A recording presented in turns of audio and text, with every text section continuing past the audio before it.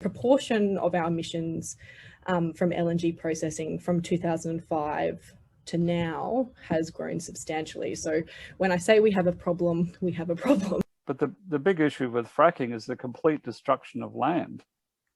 You know, when I look at what's happened up in the Fitzroy and the Kimberley, it's a disgrace, absolute disgrace. This industry is being so forcing on my people and not consulting with people properly and just pushing their way around. I'm pretty sure if you explain it to every Indigenous person properly what the decision they're going to make when they sign an agreement with a mining company, they're going to say no every time.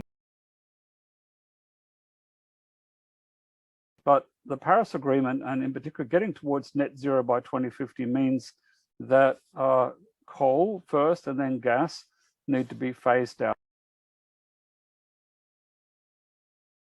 This is a picture from our own study of what gas use would look like if we weren't taking any action on climate change in Australia.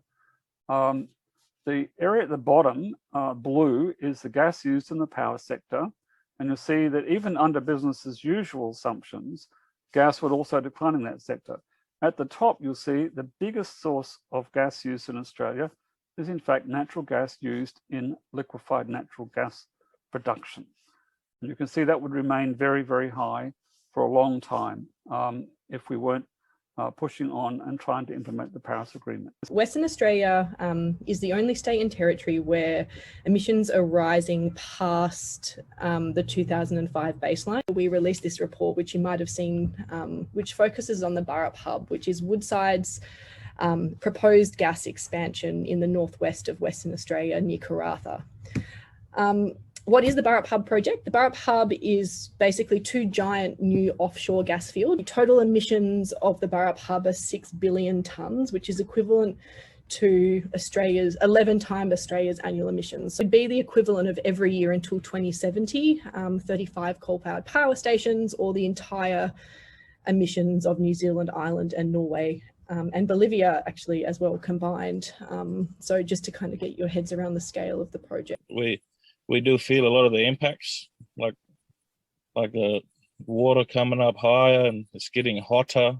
Plants are dying more now because there's less rain. There's more rapid cyclones, more strange storms. The wet seasons don't wet the entire place. It just rains in patches.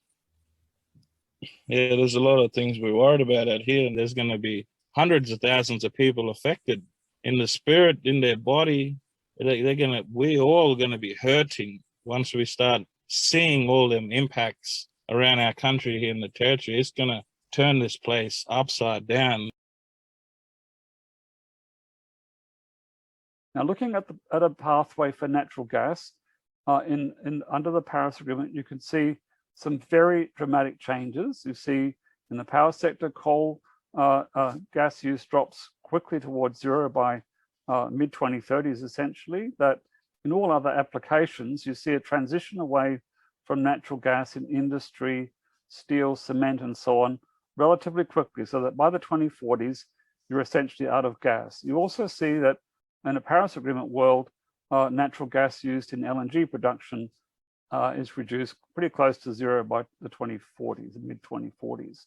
That's a very common picture for other countries as well, but it shows the dramatic changes that are needed in order to meet the Paris Agreement. But it also shows something else very important, that actually we don't really need all this gas that the gas-led recovery is talking about. The pathways here are technically and economically feasible pathways, and in general, they produce economic benefits and increased employment. In the power sector alone, by the 2030s, the increased employment, the net increase in employment could be in the many tens of thousands. The world wants to go into a clean future. Everything is against this industry. They end up getting handouts from the government just to keep it going. The most important message here is that there's a grey band in the middle, which is the range of new fossil fuel power costs.